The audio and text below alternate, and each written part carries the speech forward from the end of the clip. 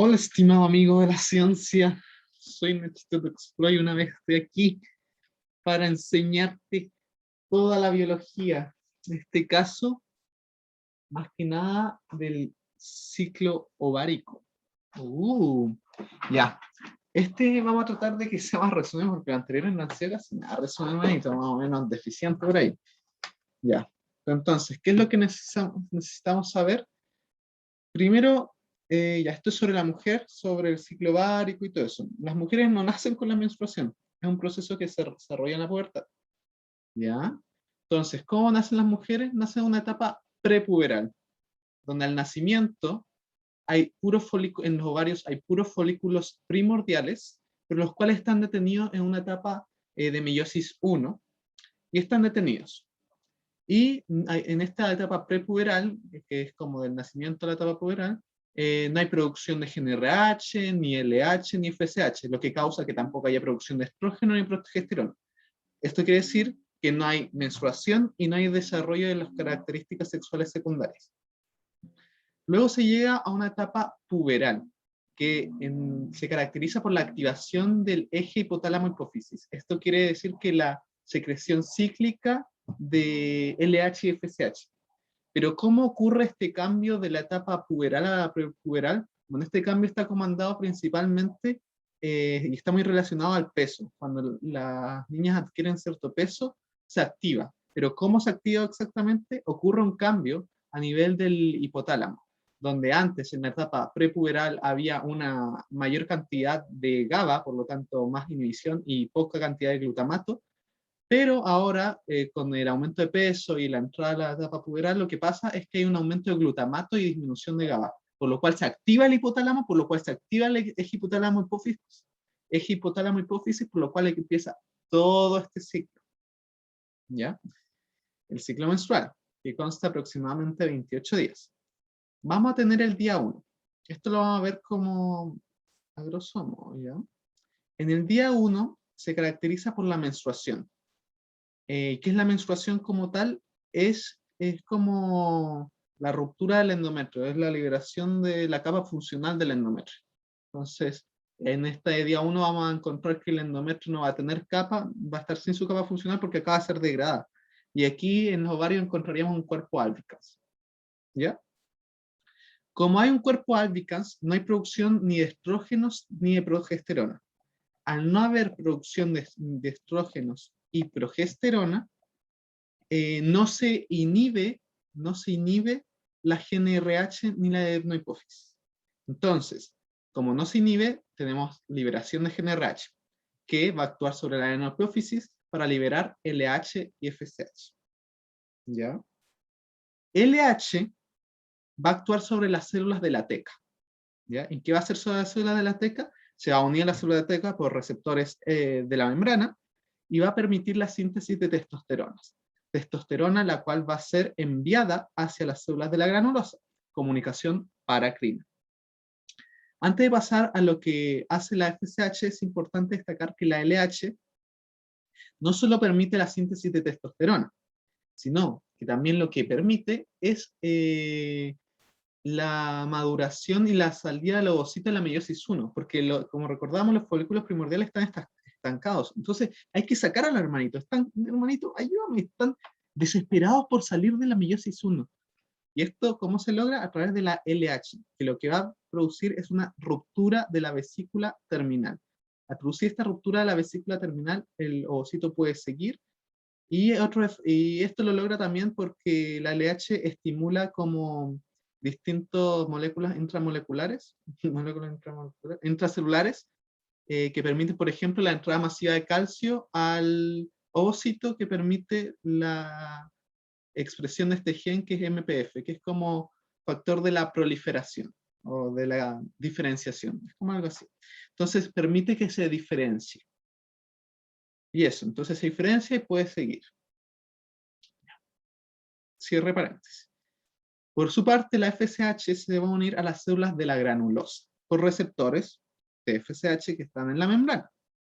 Aquí en las células de la granulosa, aquí no se alcanza a ver, pero lo que dice es que permite la síntesis de aromatasa, que va a permitir que la célula granulosa, al incorporar la testosterona, convierta esta testosterona en estradiol. O sea, E2 se le abrevia, o estrógenos, un tipo de estrógeno. ¿Qué va a hacer el estradiol? La primera acción del estradiol es actuar como un feedback negativo en la adenohipófisis y en la adenohipófisis y en el hipotálamo. O sea, va a generar feedback negativo. Cabe destacar que el estradiol además va a tener una acción autocrina, autocrina, en la cual se va a actuar autorreceptores de la célula de la granulosa y va a permitir la síntesis de nuevo de receptores de LH. Este solo tenía receptores FC, va a permitir la síntesis de nuevo de LH, pero recién se están sintetizando. ¿Ya? También destacar que ambas células son capaces de liberar un compuesto que se llama inhibina, la cual inhibe a nivel de la adenohipófisis, solo a nivel de la adenohipófisis, no a nivel del hipotálamo. ¿Ya? Entonces, luego tenemos que este estradiol que se generaba en las células de la granulosa va a ser liberado a la sangre. ¿Y qué va a causar en la sangre? Además del feedback negativo que ya vimos, va a causar y va a viajar hacia el endometrio. Recordemos que el endometrio en el día 1 va a estar sin su capa funcional, va a estar desnudo. ¡Ay, me siento desnudo!, dice el endometrio. Pero descuida, porque aquí viene el super estradiol a salvar. ¿Qué va a producir el estradiol? Va a producir una proliferación del endometrio, donde se van a sintetizar la capa funcional, va a proliferar estas arterias espirales, va a haber una producción de las glándulas endometriales y muchas cosas así. En fin, el estradiol va a permitir que se sintetice la capa funcional del endometrio. Ya. Luego, esto que va a producir, no, antes de pasar, quiero mostrarte unos gráficos donde vamos a ver más o menos cómo están los niveles de hormonas. ¿Ya? No sé si se alcanza a ver. Entonces, aquí, por ejemplo, tenemos la partida del ciclo menstrual, aquí cuando se menstrua, cuando se libera la capa funcional del endometrio, porque se degradó, ¿ya? Y vamos a tener, mira, aquí en azul el estradiol. El estradiol, vamos a ver que está aumentando porque se está sintetizando, ¿ya? Aquí, por ejemplo, en naranjito rojo, vemos la FSH. La FSH vemos un aumento inicial. Este aumento inicial es debido porque era el cuerpo albicans, entonces nada la inhibía. Pero este aumento inicial rápidamente se veía disminuido porque el estradiol producía este feedback negativo. Y ahora, mira qué curioso aquí. Cerca del día 14, ¿ya? Se produce un fenómeno que es un pic de LH. Y aquí surge la duda. Bueno, el estradiol lo que causa es una inhibición, un feedback negativo del FSH y de la LH. Entonces, si aquí está en su máxima expresión, ¿por qué se expresa de la nada el LH? Bueno, eso es fácil, o sea, no es fácil, pero lo que pasa es que si bien el estradiol es un feedback negativo para el LH, en el hipotálamo, cuando hay mucho estradiol, hablamos de cantidades muy altas de estradiol, puede actuar como feedback positivo. El estradiol actúa feedback positivo en el hipotálamo, permitiendo, mira, en el hipotálamo permitiendo la liberación de GnRH, por ende la liberación de LH y FC, principalmente LH. Entonces se produce este pic de LH debido a que hay muchos estradiol. ¿Ya? Y eso quería mostrarles por mientras ahí. ¿Y qué va a producir este pic de LH? Bueno, el pic de LH va a producir básicamente dos cosas. Esta LH se produce para aumentar la cantidad de prostaglandina 2 alfa y prostaglandina 2. La prostaglandina 2 alfa es una colagenasa. Esto quiere decir que degrada y que va a degradar y que genera vasoconstricción, condiciones de hipoxia, degradación. Por su parte, la prostaglandina 2 es una de las únicas prostaglandinas vasodilatadoras que va a producir como la entrada de agua al folículo. La combinación de estas dos va a permitir el fenómeno de ovulación, el cual se ocurre más o menos el día 14. Entonces, recordar, por un lado, creció el ovocito, se está como, con la colagenasa lo que se logra es como romper o degradar la pared del ovario, y la vasodilatación permite como un juego ahí como que se libere el ovocito. ¿Ya? Entonces, este pic del LH precede a la ovulación y permite la ovulación. Cuando se ovula, ya no vas a tener el folículo en el ovario, pero lo que te va a quedar es el cuerpo lúteo. ¿Qué va a pasar en el cuerpo lúteo? Va a pasar lo mismo que la estrellita roja. ¿Qué estrellita roja? ¿Capitán América? No, esta es la estrellita roja. ¿Qué pasa? Ocurre lo mismo, o sea, que aquí hay receptores de LH que producen testosterona, hay receptores de FSH que producen que las que son las de la granulosa producen estradiol, pero la diferencia es que por aquí, por la ovulación, ya se sintetizaron suficientes receptores LH. Entonces las células de la granulosa se expresan estos receptores LH y va a empezar a captar LH. ¿Qué hace la LH? Permite la translocación de colesterol y la producción finalmente de progesterona. Entonces, la incorporación de LH por parte de las células de la granulosa en el cuerpo lúteo permite la síntesis de progesterona. ¿Qué produce? Produce feedback negativo también, entonces también baja los niveles séricos. ¿Pero qué más produce? Ya teníamos unos altos niveles de estrógeno y progesterona, mira, lo vamos a ver de nuevo aquí. Entonces, estradiol baja un poco, pero aquí vemos como la progesterona va subiendo después de la ovulación. Mira la ovulación, va subiendo después de la ovulación. El estradiol también tiene un leve aumento, pero no es tan notorio como en la primera etapa y es menor al que de la progesterona. ¿Ya? Entonces, vamos a tener que va a haber mucha progesterona y estrógeno en sangre. ¿Qué va a producir esta mucha progesterona? Además del feedback negativo, va a producir un viraje en el endometrio, donde va a producir algo en el endometrio que se llama desidualización del endometrio, que hace que el endometrio se vuelva bueno. Básicamente que el sistema inmune como que reconozca cosas extrañas, como que genera un cambio del DNA del endometrio, y por ejemplo esto va a permitir la implantación de un feto, va a permitir finalmente la fecundación. Pero también la progesterona y el estrógeno van a ir al hipotálamo, donde van a permitir la producción y liberación de oxitocina. ¿Ya? La oxitocina va a ser, hola, soy oxitocina, y va a viajar al ovario. En el ovario va a producir la síntesis también de la prostaglandina 2-alfa, que como habíamos visto es un potente vasodilatador, vasoconstrictor. Entonces, la prostaglandina 2-alfa en el ovario va a producir la regresión del cuerpo lúteo. ¿Ya? ¿Y cómo logra esta regresión del cuerpo lúteo? Uno, la prostaglandina por sí es un potente vasoconstrictor. Al ser vasoconstrictor impide la llegada de sangre y por lo tanto de oxígeno, nutrientes y glucosa. No le llegan los nutrientes al cuerpo albicans, por lo tanto se va como a necrosis. Además, la prostaglandina 2-alfa estimula la liberación de endotelina 1, la cual también es un vasoconstrictor y contribuye con todo este proceso. Y además, la prostaglandina 2-alfa impide la translocación de colesterol hacia la mitocondria, o sea, impide la síntesis de hormonas tiroidales. ¿Qué quiere decir esto? Quiere decir que el cuerpo lúteo sintetiza hormonas tiroidales y a medida pasa el tiempo va a sintetizar menos hasta que no sintetice cuando se produce en cuerpo albicans. Pero no es como que cuerpo lúteo sintetiza hormonas, cuerpo albicans ya no produce, sino que en el paso de cuerpo lúteo a cuerpo albicans ya está disminuyendo esta síntesis de hormonas tiroidales. Podemos verlo aquí. Por ejemplo, aquí está disminuyendo, no una disminución abrupta como ahora soy cuerpo lúteo, mañana como soy cuerpo albicans, ¡boom! De la nada no produjo. No es como de antes ya venía con un retraso, con un deterioro, por así decirlo, con una dificultad para sintetizar hormonas esteroidales. ¿Ya? Ahora, la prostaglandina F2-alfa también actúa en el endometrio. ¿Y qué va a causar? Hipoxia, se va a ahogar.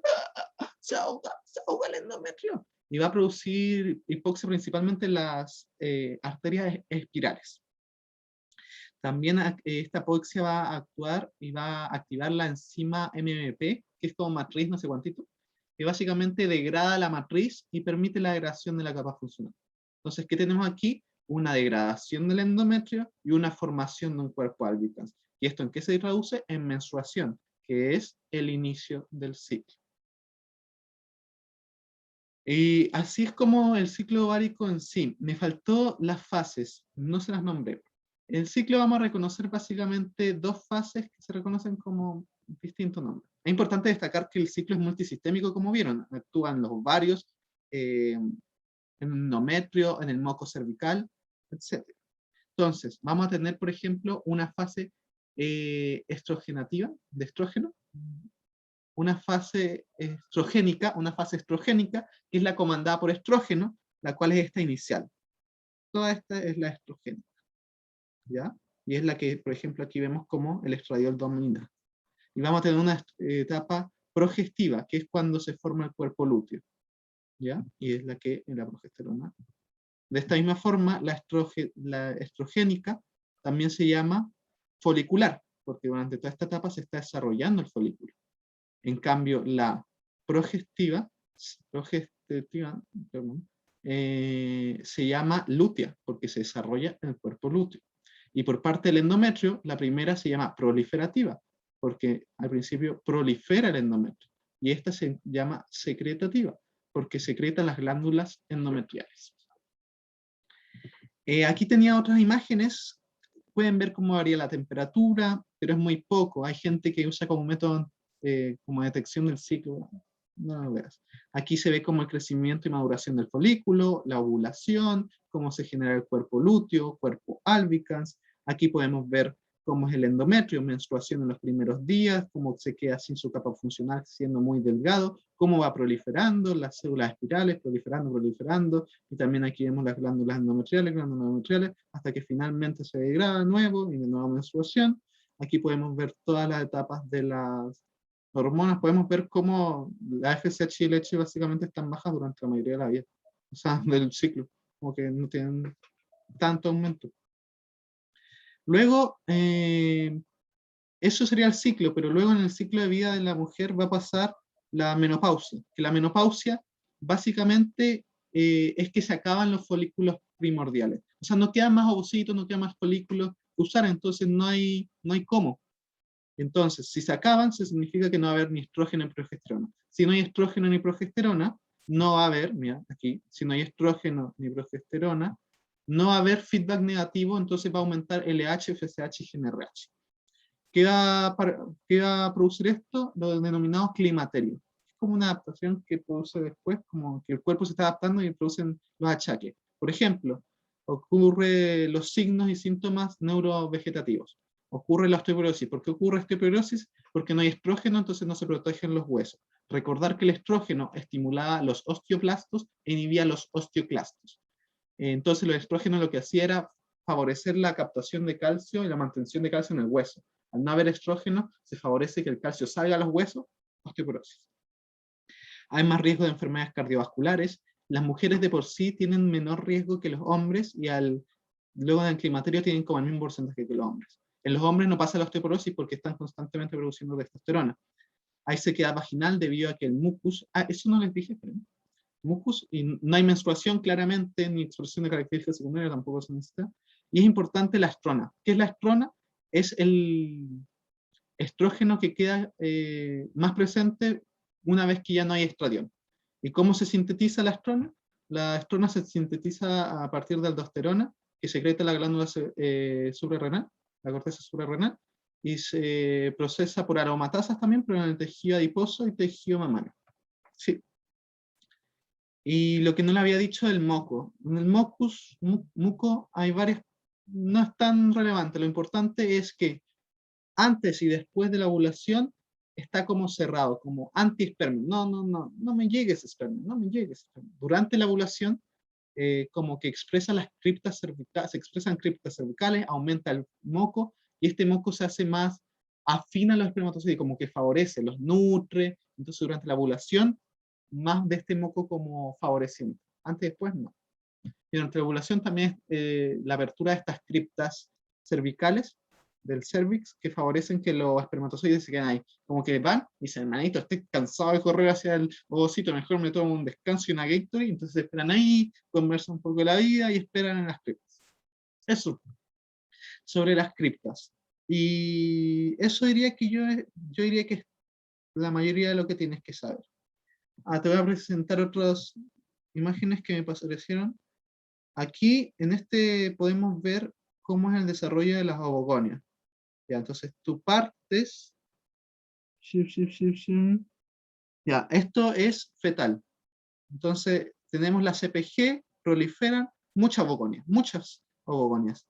Luego ocurre una atresia, ya, aquí se ve la atresia, aquí el nacimiento, y luego lentamente cae por la menstruación. Aquí se ve este pic porque es solo durante edad fetal. Aquí mostraba un poco lo que hacía la LH para estimular la salida de este ovocito del folículo primordial. No sé si se ven estos gráficos. Aquí muestra básicamente cómo es la cantidad de gonadotrofina por el tiempo. Se ve que en hombre y mujer es más o menos similar después de la pubertad, o sea, hasta aquí. Pero cuando la mujer alcanza la menopausia, como las gonadotrofinas no van a tener feedback negativo, van a crecer mucho, van a verse muy estimuladas. En cambio, el varón se mantiene más o menos constante. Y este es el nivel de estrógeno en la orina, como se ve como que hay un estímulo y luego como no hay estrógeno decae en la mujer. Eso sería todo, hermanito. Espero te haya servido y espero te sirva el futuro. Cuando entremos a Gine, qué fuerte decir eso, hermanito, estoy recién en segundo. O quien sea que vea esto. Yo estoy en segundo cuando hago esto. Eso, un gusto hacerte clases cuando quiera. Así que nos vemos, bro. Bro, bra, lo que sea. Besitos, besitos, chao, chao.